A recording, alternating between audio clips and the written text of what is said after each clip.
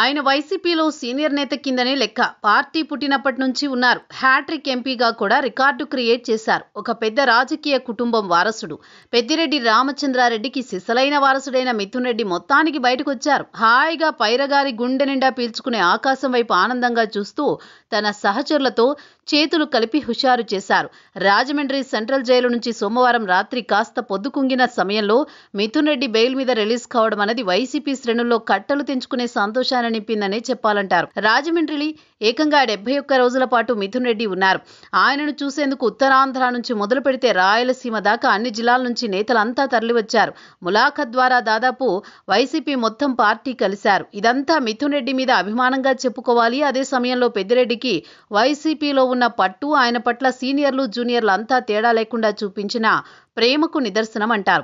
ఇక చూస్తే సెప్టెంబర్ నెలలో ఒక 4-5 రోజులు తాత్కాలిక బెయిల్ కింద బయటకొచ్చి ఉపరాష్ట్రపతి ఎన్నికల్లో మిథున్ రెడ్డి పాల్గొన్నారు. తర్వాత ఆయన ఈ నెల 11న మళ్లీ జైలుకు వెళ్లారు. ఇలా ఇన్నేసి రోజులు జైల్లో ఉన్న మిథున్ రెడ్డి మాత్రం ఎక్కడా తగ్గలేదు అని వైసీపీ శ్రేణులు అంటున్నాయి. రాజమండ్రి సెంట్రల్ జైలు నుంచి ఎయిర్పోర్ట్ దాకా అతిపెద్ద ర్యాలీగా మిథున్ రెడ్డిని వైసీపీ అభిమానులంతా తీసుకుని వెళ్లి ఘనంగా వీడ్కోలు చెప్పారు. జక్కంపూడి బ్రదర్స్ ఈ ర్యాలీకి నాయకత్వం వహించడం విశేషం. మరోవైపు చూస్తే చాలా కాలానికి వైసీపీలో అయితే కొత్త ఉత్సాహం కనిపించిందంటున్నారు.